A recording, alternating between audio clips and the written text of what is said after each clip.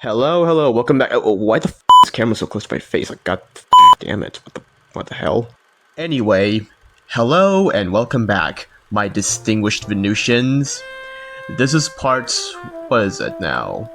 Part 6 of my video responses to Literary Who and his very mediocre, very Cthulhu Mythos dissection videos. And this time, it's Yog-Sothoth. Yes, the one, the only, the great old one that power skillers won't stop glazing. But you guys already waited for 2 months for part 6, so let's just get right in. Usually before I talk about powers, I like to cover the story of the character. Unfortunately, this time I cannot do that. Not because I don't want to, but because Lovecraft did not give us much information about Yog-Sothoth. We know some very minute things about him, but that's not enough to form a narrative. Lazy hack. Have to do everything myself. But anyway, here's a quick rundown of the history of Yog-Sothoth, at least according to Earth's history. And it's a quick rundown because I don't want to make this video 10 hours long like the previous ones. But if you want me to cover the full history of Yog-Sothoth, I'll make a community post, I guess, if you guys want to see a type of video like that. So, without a story to recount, we can jump straight away to his powers. Yog-Sothoth is the strongest thing in the fictional setting created by Lovecraft. No, he is not. Yog-Sothoth is the strongest in August Derleth's Cthulhu Mythos. So, one of my commenters and viewers, Yakath, he found this from August Derleth's The Black Island, published in 1952. Here, it explicitly says that Yog-Sothoth is the strongest out of all the great old ones, ancient ones in this scenario. So that means that the idea of Yog-Sothoth being the strongest is very un-Lovecraftian and very August Derlethian. That was awful. But anyway, thank you, Yakath. From one autist to another, you're a real one for that.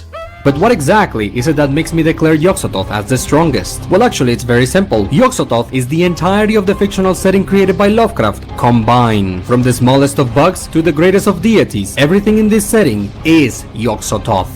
Alright, so let's see what these passages are saying. Now let's see here. Forms, both human and non-human, vertebrates and invertebrates, conscious and mindless, animal and vegetable, and more. Their recorders have nothing in common with earthly life, but moving unreasonably amidst backgrounds of our planets and systems and galaxies, and cosmic continua, spores of eternal life trickling from world to world, universe to universe, yet all equally to himself. Nothing about everything being one in Yog-Sothoth. This is just talking about Randolph Carter and Randolph Carters. Just Carters. Okay, how about this passage? It was an all-in-one and a one-in-all of limitless being self, not merely a thing of one space-time continuum, but allied to the ultimate animating essence of existence, whole unbounded sweep, the last utter sweep, which has no confines, in which outreaches fancy and mathematics alike. It was perhaps that which certain cults of Earth had whispered as of Yog-Sothoth. Me from the past, he made this point about this passage. Well, it wasn't describing everything as part of Yog-Sothoth. It was just Swami Chandraputra describing what Yog-Sothoth looks like, and this is the best you can muster up. Notice the A in this section, hinting that there are more than one of these things. Thank you, me from the past. And from another viewer and commenter of mine, the good Scarlet King, he noticed that, even I didn't notice, that Yog-Sothoth is allied to the ultimate animating essence of existence whole unbounded sweep, the last utter sweep. And this sweep is Azathoth, likely Azathoth. And why is it likely Azathoth? Well, in a 1930 letter Lovecraft wrote to Clark Ashton Smith, He says that not only is Yog-Sothoth the father of all other horrors, but is also coeval with the Ultimate Abyss itself, suggesting that the Ultimate Abyss and Yog-Sothoth are one and the same. So thank you, the good Scarlet King, you're a real one for that. As for you, Literary Who, you have proven once again that you are a clown when it comes to dissecting anything by Lovecraft. But let's continue the video and see if you can redeem yourself. Imagine if all Dragon Ball was a single guy, get to Thanos, the angels, the gods of destruction, all mortals, explode universes, all timelines. Imagine if everything in Dragon Ball was fused into a single being. Imagine if all of DC Comics was a single guy, all of Marvel, or Pokemon, Digimon, whatever franchise you want. If there is a character that is the entire setting combined, that character will not just be strong, but he will be the strongest thing in that setting. And that is what Yog-Sothoth is. That is why he is called the All-in-One. No, that's not why Yog-Sothoth is called the All-in-One. He's called that because that's what he looks like if you were paying attention to this video I'm making. Oh wait, you aren't. You're just too busy gooning to anime girls. Aren't you? Aren't you? And yes, even all of the creatures in the void are part of him. Yog-Sothoth is even stated to be superior to all of the creatures in the void. Let's again read what these passages are actually saying. Me from the past, I choose you again. The archetypes throb the waves, are the people of the ultimate abyss, formless, ineffable, and guessed only by the rare dreamers on the low-dimensioned worlds. Chief among such was this informing being itself, which indeed was Carter's own archetype. The gutless zeal of Carter and all his forebears for forbidden cosmic secrets was a natural result of derivation from the supreme archetype. On every world, all great wizards, all great thinkers, all great artists are facets of it. Again, it doesn't state that everything is one in Yog-Sothoth. Instead, it's saying that the supreme archetype is actually Chandraputra's archetype, and that all great wizards, all great thinkers, and great artists are facets of it. Nowhere does it state that the great old ones, like Yog-Sothoth, Nyarlathotep, Cthulhu, Shamnagraph, Cthulhu, etc., are part of the archetypes. In fact, from what it says, it states that only Okay, that's enough past me. Let's move on, shall we? So, this passage right here. In the vastnessness... okay, Lovecraft. Transcending our world are shapes of darkness that seize and bind. The affair that shambleth about in the night, the evil that defieth the elder sign, the herd that stand watch at the secret portal each tome is known to have, and that thrive on which groweth out the tenets thereof, all these blacknesses are lesser than he who guardeth the gateway. He will guide the rash one beyond all the worlds into the abyss of unnameable devourers, for he is sorry, gotta catch my breath. For he is Umarat Twill, the most ancient one. Wow, no wonder the story is so mid. This passage is not referring to the great old ones. In fact, it's not referring to anything in the void. It's instead referring to the affair, the evil, and the herd, whoever those assholes are. And he is flat out said to be omnipotent. This is a word that Lovecraft does not use for any other character. In 100 stories written by Lovecraft, the only character that is said to be omnipotent is Yog-Sothoth. Oh, me from the past, I choose you. For the omnipotence part, only Swami Chandraputra called him that, and only said it once, in passing, which isn't very reliable as Chandraputra is rather arrogant, and Yog-Sothoth is his own archetype, so of course he was stroking his own ego. And also, why didn't the previous 5 call him omnipotent, like Abdul al-Hazred? It was explicitly shown that al-Hazred has met Yog-Sothoth before. He wrote the instructions of how to meet him in the Necronomicon.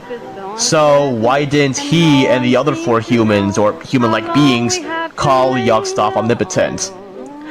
Unless you can convince me that Alhazred did call Yog-Sothoth omnipotent in the Al-Azif. Thank you again, you handsome rogue. So really, you're basing an entire claim off of one passing statement. Wow. Just wow. And also, Lovecraft wrote 102 stories, not counting the ones he either ghost wrote or collaborated on, 500 poems, and over 1,000 letters. So, know your place, trash. Having said all of this, we can bring out our good old friend the staircase, perhaps for the last time, and while you might expect Yog-Sothoth to be placed here, the reality is that Yog-Sothoth does not belong anywhere in the staircase, because Yog-Sothoth is the staircase. From here to here, every single character in the staircase, they are all part of Yog-Sothoth. Hey, didn't you use that one family tree to prove that Shub-Niggurath is stronger than Cthulhu? Let's see what you said about Shub-Niggurath, shall we? Lovecraft once made a family tree for the other gods. In it, we can see that Cthulhu descends from a deity called Nug, and Nug in turn comes from Yog-Sothoth and Shub-Niggurath. And in a story called The Dunwich Horror, it is stated that Cthulhu has problems perceiving higher ranked deities. We are talking about Cthulhu here, and he can barely perceive them. That's how much beyond Cthulhu beings like Shub-Niggurath are. First of all, ew. I completely loathe the depiction of Shub-Niggurath you chose. But anyway, back on topic. Let's see this family tree again, shall we? Alright, so it says that Yog-Sothoth is spawned from the Nameless Mist, and the Nameless Mist is spawned from Azathoth. So by that logic, and from the rules you made up for the mythos, that means that Azathoth is a higher ranked being than Yog-Sothoth, and that Yog-Sothoth is weaker than Azathoth, based off your own logic and your own rules from this Shub-Niggurath video. So, you completely contradicted yourself. Are you stupid? Are your fans stupid? But I like giving as much information as I can, so here are some very minor things Yog-Sothoth can do. Yog-Sothoth can take on avatar forms and enter the material sphere at will. Presumably using one of these avatars is how Yog-Sothoth impregnates a female human and has a son. Speaking of, this son of Yog-Sothoth is said to be immune to fire. You do realize that the reason why Yog-Sothoth beget Lavinia was because Old Whately told him to. What, you're not gonna mention Old Whately? And also, sons. It was twins. How do you forget about Wilbur? Like, how? And also, you're not gonna mention, like, the Dunwich Horror? You're not gonna, like, name drop the Dunwich Horror? One of the most iconic Lovecraft monsters ever? Wow. Just wow. You're a hack. You're an absolute hack, Mr. Who. See, between the ordered universe and the void, there is this thing called the ultimate gate. But what my map does not show is that between the ultimate gate and the ordered universe, there is a bunch more gates. To be precise, there is an infinite amount. Hypnos is not part of the mythos. All of these gates, which Lovecraft called gates of slumber, are higher planes of existence, each transcendental to the previous one. The dream quest of unknown Gaddafi didn't happen. And beyond all of these gates, as the name suggests, you find the ultimate gate. It is in the ultimate gate where Yog-Sothoth lives. In fact, the ultimate gate is Yog-Sothoth. You can think of the ultimate gate as Yog-Sothoth's body. So, did like you and every single power skiller just collectively failed English comp? Because Yog-Sothoth being a gate and a key is a metaphor. Dumbass. What's really interesting is that the ultimate gate is pure light. Evil light, because Yog-Sothoth is evil? Okay, I'll get back to that. But let's actually read the passages you brought up. Presently, the quasi-sphere began to glow luminously, and it is just a quasi-sphere that Umar Twill was holding, and not the gate. Really? These two passages are referring to that sphere Umar Twill is holding. So you're telling me that that sphere that Umar Twill is holding is Yog-Sothoth? So I guess Umar Twill is the strongest thing in the mythos now, because You said so. You said that that sphere is the gate, and Yog-Sothoth is the gate. Man. Why, man? Why are you like this? The creatures in the void are weak to light. Where the hell do you get that claim? Like, I get the Migo and the Haunter of the Dark are vulnerable to light, but the others aren't. Like, didn't Cthulhu emerge in the afternoon and he was fine? So it is actually Yog-Sothoth. It is actually the ultimate gate that prevents the creatures in the void from leaking into the ordered universe. Okay, what about Cthulhu, Cthulhu, and your local tap? Like, they are great old ones, and they have taken residence on Earth or other planets in our dimension. That is why Yog-Sothoth is said to be the guardian and the gate. The question is, why is Yog-Sothoth doing this? He is clearly evil. Evil? Evil? Buddy, this is H.P. Lovecraft, not August Derleth. Get the f*** out of here, you absolute imbecile. Go back to reading Derleth. Dumbass. But I want to address the supreme archetype nonsense. I don't know who started this, but I see it every now and then. For some reason, some people claim that in the fictional setting created by Lovecraft, there is this super special secret character called the supreme archetype, and they claim that this character is more powerful than Yog-Sothoth and Azathoth combined, and they also say that this supreme archetype is actually the quote-unquote final boss of this verse. I don't know where people get this, but it's clearly a widespread enough misconception that I've seen it being mentioned a couple of times. Look, anyone who says this either has never read through the gates of the Silver Key or severely lacks reading comprehension.